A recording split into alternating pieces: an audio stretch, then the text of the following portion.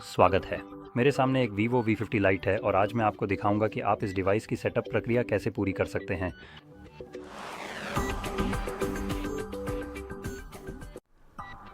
तो शुरू करने के लिए इस सूची में से अपनी पसंदीदा भाषा चुनें और फिर स्टार्ट पर क्लिक करें।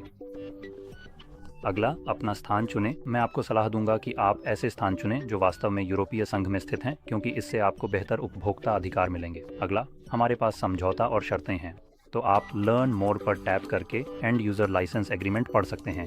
लेकिन आखिर में आप शायद मेरी तरह ही बॉक्स पर टिक कर देंगे बिना एक भी शब्द पढ़े और फिर नेक्स्ट पर क्लिक करेंगे।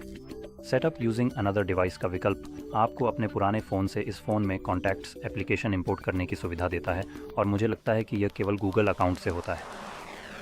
मैं इसे छोड़ रहा हूँ क्योंकि मैं इसे मैन्युअली सेटअप कर रहा हूँ।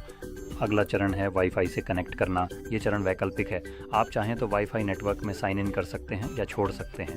अब क्योंकि मैंने सिम कार्ड नहीं डाला और किसी नेटवर्क से कनेक्ट नहीं किया, मैं सेटअप प्रक्रिया के दौरान गूगल अकाउंट में साइन इन नहीं कर पाऊंगा, ऐप्स डेटा रिस्टोर नहीं कर पाऊंगा, सॉफ्टवेयर अपडेट्स नहीं मिलेंगे, तारीख बस समय सेट नहीं होंगे। सेटअप प्रक्रिया तक ही सीमित है। सेटअप के दौरान और उसके बाद मैं सेटिंग्स में इन सभी चीज़ों को बदल सकता हूँ। अगला चरण है लॉक स्क्रीन सेट करना, जिसमें मुझे स्क्रीन लॉक के विकल्प मिलते हैं, जैसे पिन, पैटर्न या पासवर्ड, और 2 बायोमेट्रिक्स विकल्प, फिंगरप्रिंट और फेस रिकॉग्निशन। जब आप बायोमेट्रिक्स सेटअप करते हैं तो आपको डिवाइस को अनलॉक करने का भौतिक तरीका चुनना अनिवार्य होता है, क्योंकि बायोमेट्रिक्स 100% विश्वसनीय नहीं होते। ऐसे समय में जब दोनों तरीके फेल हो जाएं, तो आपको डिवाइस को पिन, पैटर्न या पासवर्ड से अनलॉक करना होगा। फेल नहीं होता, फिंगरप्रिंट में ऐसा नहीं है। मैं आपको ये करने की सलाह देता हूँ। हमारे पास गूगल सेवाएं हैं, लोकेशन, स्कैनिंग और उपयोगकर्ता डायग्नोस्टिक डेटा भेजना। आप इन सभी को बंद कर सकते हैं, लेकिन मुझे लगता है कि यह ज़्यादा एक सामान्य अनुरोध जैसा है, जिसमें आप गूगल से कहते हैं कि कृपया डेटा इकट्ठा न करें और गूगल का जवाब कुछ ऐसा होता है, हाँ हाँ, तुम्हारी किस्मत ख़राब है बेवकूफ़, मैं फिर भी वही करूँगा जो मुझे करना है।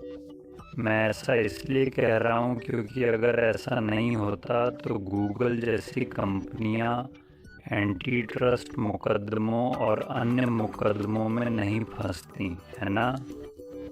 अगर वे वही करते जो वे कहते हैं कि वे कर रहे हैं, तो हमें कोई समस्या नहीं होती, है ना?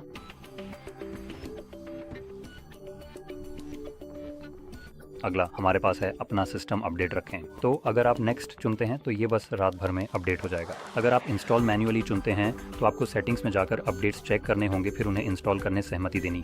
यूज़र और डायग्नोस्टिक डेटा भेजें। अब ये विकल्प गूगल के लिए नहीं बल्कि वीवो के लिए है। सर्विस रिकमेंडेशंस, मुझे ऐसी कोई भी चीज़ पसंद नहीं है जो सिफारिशें मांगे, तो मैं इसे अनदेखा कर रहा हूँ और नेक्स्ट चुन रहा हूँ। और फिर हमारे पास है सिस्टम नेविगेशन चुनें। ये पूरी तरह आप पर निर्भर है। मुझे जेस्चर पसंद है तो मैं वही चुनने वाला हूँ और इसी के साथ सेटअप पूरा हो जाता है। तो लीजिए, हो गया।